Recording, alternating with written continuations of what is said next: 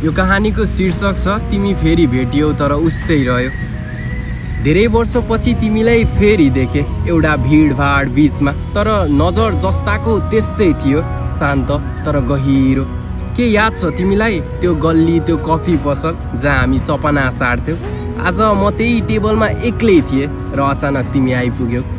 तिमी बोल्यौ, म मुस्काएँ, तिमी हाँस्यौ, म तिमीभित्र हराएँ। तर माया भने टुक्रिएको थियो, किनभने तिमी अब मेरो थिएनौ, तिमी अब उसको थियौ। शब्दहरू न्यानो थिए तर स्पर्श चिसो।